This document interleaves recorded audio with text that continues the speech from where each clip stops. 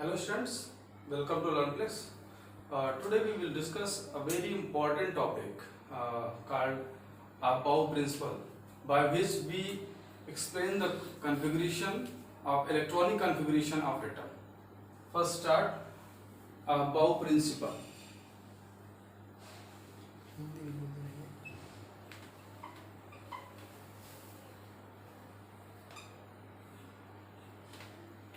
आबाउ principle की जब बात करते हैं बेटा, तो आबाउ ये जर्मन वर्ड है.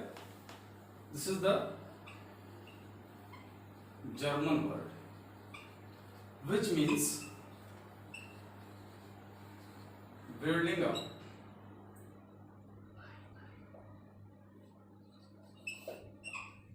ठीक है, बिल्डिंग अप मीन्स एक तरीके से बनाने का एक क्रम है ना. कैसे जो है किसी भी एटम में कोई इलेक्ट्रॉन किस सीक्वेंस में अरेंज्ड है उसको कौन बताता है? About principal. मीन्स कह सकते हो कि ये क्या बताता है बेटा? ये क्या बताता है? आपका इलेक्ट्रॉनिक कॉन्फ़िगरेशन.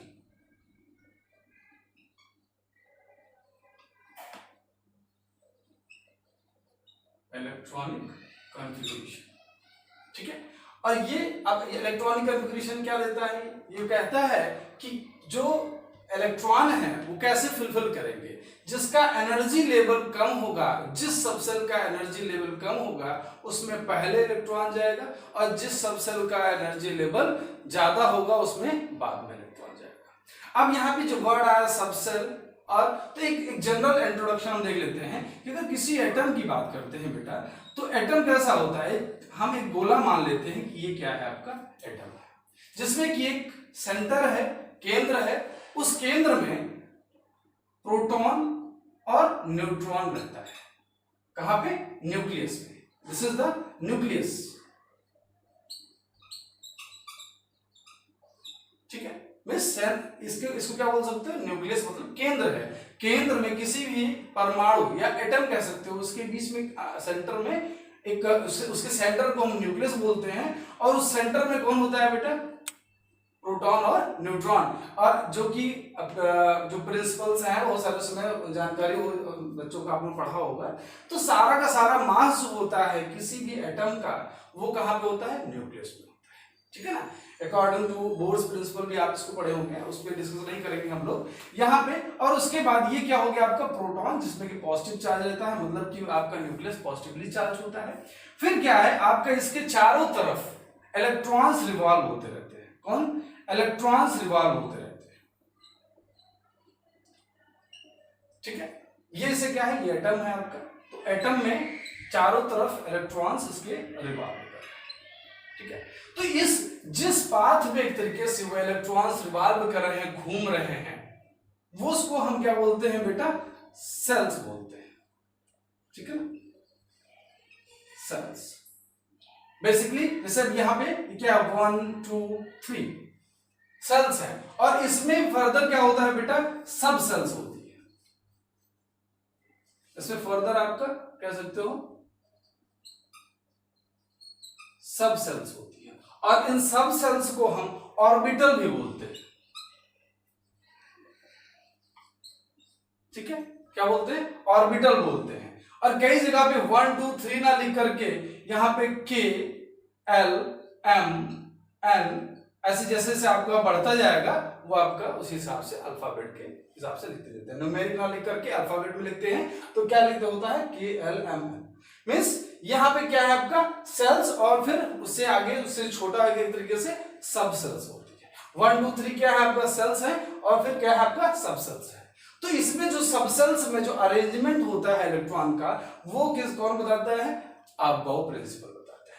अब वहां पे उसका कॉन्फ़िगरेशन कैसे होगा उसको हम लोग देख लेते हैं. कैसे आपका जो है किस सीक्वेंस में फिलफिल होगा आपका इलेक्ट्रॉन, उसको हम बनाकर देख लेते हैं. और साथ साथ बनाते चलना है बेटा, क्योंकि आप बनाते चलोगे साथ साथ तो आपको ये बनाने का तरीका भी पता चल जाएगा, और आपको एक सीक्वेंस भी देखने को आसानी से मिलेगा. बट आप मेरे साथ वर्कआउट करेंगे. First 1s 2s 3s 4s 5s 6s 7s 8s. 2p 3p 4p 5p 6p 7p 3d 4d 5d then 4f 5f, यहाँ पे 6d भी लिख सकते हैं।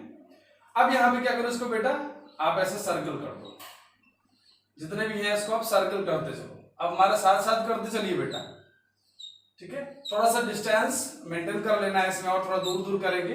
बोर्ड चूंकि हमारा छोटा थोड़ा सा है तो हमने उतना डिस्टेंस नहीं बनाया है, बट आप अपनी कॉपी पे डिस्टेंस बना सकते हो, ठीक है।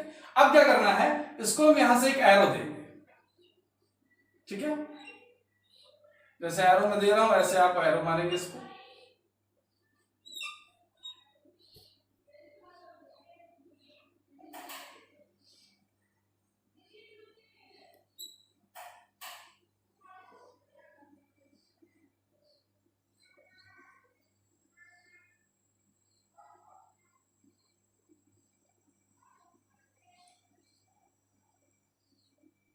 अब ये जो एरो हमने बनाया, सारे एरो का जो हेड है उस दूसरे वाले एरो के टेल से हम ऐड करते हैं by the dotted line, by the dotted line.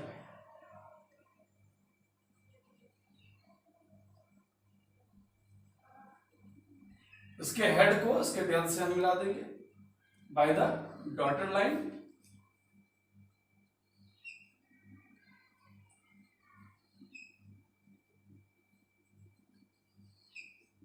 ठीक है। अब ये आपका मीन्स अगर हम इसका हेड, इसका टेल और इसका हेड पकड़ के खींच दें तो एक पूरा सीक्वेंस आपको देखने को मिल जाएगा, ठीक है। अब यहाँ पे एक चीज समझने वाली बात है, जो 1 है यहाँ पे n इज इक्वल टू 1 2 3 4 5 6 7 8 दिया हुआ है। जो 1 2 3 है न्यूमेरिक है, वो क्या है, n है, स्मॉल n। और s जो है आपका, ठीक है, s मतलब सबसेल है, p मतलब सबसेल है, d यहां पे ऐसे सीक्वेंस में चलें, s is equal to p d and f all are subshells. और इसमें मैक्सिमम नंबर ऑफ इलेक्ट्रॉन अगर देखते हैं बेटा तो 2 में maximum number of electron, s में मैक्सिमम नंबर ऑफ इलेक्ट्रॉन 2 होगा, p में 6 होगा, d में 10 होगा और f में 14 होंगे, ठीक है ना। अब यहां पे देखिए बेटा, इसके लिए अगर हम देखें एक सेल बना देते हैं, ठीक है ना। इसमें नंबर ऑफ इलेक्ट्रॉन अगर फुलफिल करें तो हाफ एरो से एक इलेक्ट्रॉन को डिनोट करते हैं, हाफ एरो, ठीक है। और दूसरा वाला क्या है, अब यहां पे एक हाफ एरो को ऊपर और एक मतलब कि अपवर्ड, एक को डाउनवर्ड दिखा रहे हैं। इट मींस एक क्लॉकवाइज इलेक्ट्रॉन घूम रहा है और दूसरा एंटी क्लॉकवाइज घूम रहा है। तो यहां पे अब इसी तरह इसका देख लेते हैं, 6 का है तो आप यहां पे 3 हो जाएंगे, 1 2 3 4 5 6 मींस सभी जो सबसेल्स हैं कह सकते हो, है ना, ऑर्बिटल्स हैं, एक ऑर्बिटल में कह सकते हो 2 इलेक्ट्रॉन है, ठीक है। जब p है तो px py pz होता है, तो ये आपका 3 हो जाएंगे, ठीक है। अब इसमें d का देख लेते हैं बेटा, तो d में आपके 1 2 3 4 एंड 5, और इसको फिलअप करेंगे तो 1 2 3 4 5 6 7 8 9 एंड 10, ठीक है। फिर 14 होगा इसमें, मीन्स 1 2 3 4 5 1 2 3 4 5 6 एंड 7, ठीक है। फिलअप करेंगे तो 1 2 3 4 5 6 7 8 9 10 11 12 13 एंड 14 इलेक्ट्रॉन आपके इसमें फिलफिल हो जाएंगे, ठीक है। ये तो इसका मैक्सिमम नंबर हो गया, मतलब s में कितने होंगे, p में कितने होंगे, d में कितने होंगे, f में कितने होंगे, ये बात हमने कर लिया। अब यहाँ पे कॉन्फ़िगरेशन करने वाले, भाई ये सारी चीज तो आप समझ गए। अब कॉन्फ़िगरेशन करने की बात जब आई तो यहाँ पे हम देख लेते हैं बेटा, सपोज दैट कोई भी एटम है, सपोज हम लोग क्लोरीन ले लेते हैं, क्लोरीन जब अभी कॉन्फ़िगरेशन लिखना है क्लोरीन का, तो यहाँ पे क्या करोगे, पहले आप उसका सिंबल लिखोगे, ठीक है ना। आप क्या करोगे, सिंबल लिखोगे, और क्लोरीन का सिंबल क्या होता है बेटा, Cl, और Cl यहाँ पे कह सकते हो कि बॉटम पे नीचे आप 17 लिखोगे, चूंकि इसका एटॉमिक नंबर कितना होता है 17 होगा। और 17 का अब हम इसको कॉन्फ़िगरेशन करेंगे, मींस 17 एटॉमिक नंबर है, atomic number is equal to electronic number of electron होता है, ये आप सब जानते हो, नंबर ऑफ प्रोटॉन, ये भी मतलब number of electron is equal to number of proton is equal to atomic number. तो 17 एटॉमिक नंबर है इसका, और यहाँ पे क्लोरीन सिंबल हुआ। तो ये 17 इलेक्ट्रॉन्स कैसे अरेंज है यही आपको देखना भी है यहाँ पे।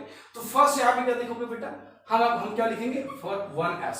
अगर हम इस एरो से चलेंगे तो 1s लिखेंगे, और पहले यहाँ पे हमने क्या लिखा 1s, और s में maximum number of electron is 2, तो 2 की उसको पावर के फॉर्म में लिख देंगे, ठीक है ना, इसमें 2 को पावर के फॉर्म में लिख देंगे। फिर आपका दूसरा वाला क्या है 2s, मतलब यहां से आगे बढ़ोगे, घूम के जब आओगे तो किस पे पहुंचोगे बेटा, इसी लाइन को पकड़ के आना है, तो 2s पहुंच जाओगे, तो हम यहाँ पे क्या लिख देंगे 2s, और 2s में अब s में मैक्सिमम नंबर ऑफ इलेक्ट्रॉन 2 होता है बेटा। फिर आगे फर्दर जब पहुंचोगे तो 2p आ जाएगा, तो आप क्या लिखोगे 2p, इसमें मैक्सिमम नंबर ऑफ इलेक्ट्रॉन कितने हैं 6 हैं। अभी कितने इलेक्ट्रॉन हो गए, पावर के फॉर्म में हमने जो लिखा है वो इलेक्ट्रॉन है, 2 + 2 + 6 = 10। फर्दर आगे बढ़ेंगे बेटा, अब यहां पे चूंकि 2 के बाद क्या आएगा 3, मतलब तीसरी सेल स्टार्ट हो गई, तो यहां पे एक कॉमा देंगे और क्या लिखेंगे अब 3s, ठीक है, 3s, s में मैक्सिमम नंबर ऑफ इलेक्ट्रॉन 2, ठीक है। फर्दर क्या करेंगे, आगे बढ़ेंगे, 3s के बाद से इसी लाइन को पकड़े हुए आएंगे, तो क्या कहां पहुंचेंगे बेटा 3p पे पहुंचेंगे, तो हम यहां पे क्या लिख देंगे 3p, और p में कितने इलेक्ट्रॉन होते हैं मैक्सिमम बेटा 6। अभी अब काउंट कर लेते हैं एक बार कि कितने इलेक्ट्रॉन हो गए हैं, 2 + 2 + 6, 10 + 2 12, अब कितने होने चाहिए 17 होने चाहिए। तो अगर यहाँ पे 12 हो गए हैं तो 12 × 5 = 17 होता है ना, तो यहाँ पे कितने इलेक्ट्रॉन होंगे बेटा 5, मींस क्लोरीन का इलेक्ट्रॉनिक कॉन्फ़िगरेशन क्या हो गया बेटा 1s2 2s2 2p6 3s2 3p5, ठीक है।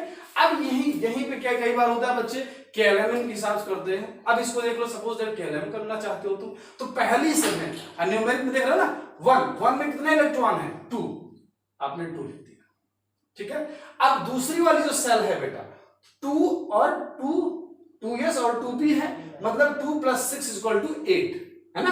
दूसरी वाली सेल में कितने हैं 8, आप यहाँ पे 8 लिख लो। फिर तीसरी वाली सेल को देखेंगे तो तीसरी वाली सेल में पहले में 2 इलेक्ट्रॉन है और यहाँ पे 5, तो 5 + 2 = 7,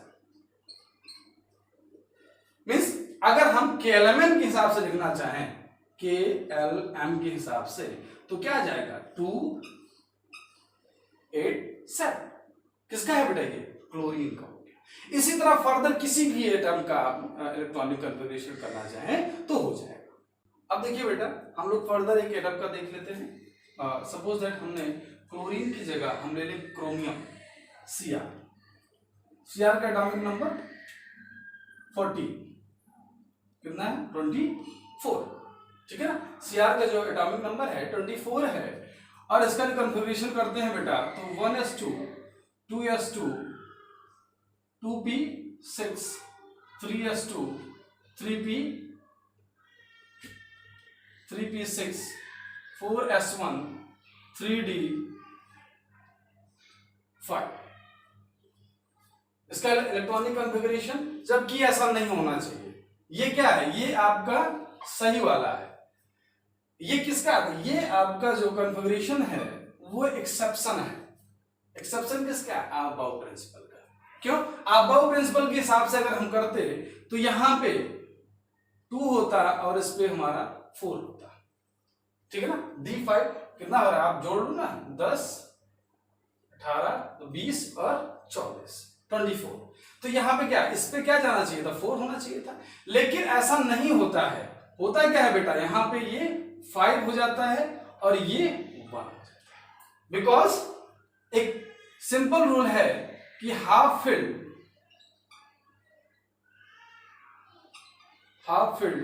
is more stable, because half field is more stable. और दूसरा एक और केस देख लेते हैं एक्सेप्शन में ही, कॉपर की जब बात आती है बेटा 29 होता है, उसका जो कॉन्फ़िगरेशन करते हैं तो 1s2 2s2 2p6 3s2 3p6 4s2 3d9 होना चाहिए, लेकिन ऐसा नहीं होता है। क्या होता है बेटा, यहां पे 1 हो जाता है और ये 10 हो जाता है, because fulfilled is more stable.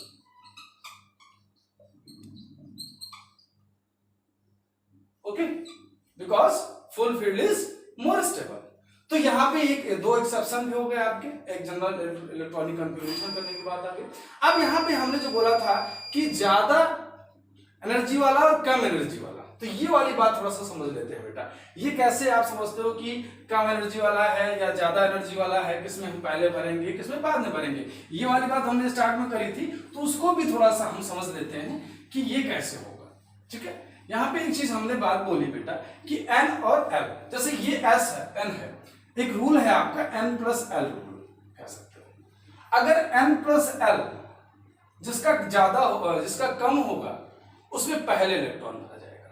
जैसे आप एक चीज देख लेते हैं, यहाँ पे सपोज दैट 1s है, ठीक है, 1s है, nl और n+l ऐसे देख लेते हैं, ठीक है ना। अब यहाँ पे कुछ लोग सोच रहे होंगे l क्या होता है, तो ये क्वांटम नंबर्स ले आता है। बेसिकली s के लिए l = 0 होता है और p के लिए 1 होता है, d के लिए बेटा 2 होता है और आपका f के लिए 3 होता है, ठीक है ना। तो सपोज दैट हमने लिया यहाँ पे 1s 2s 3s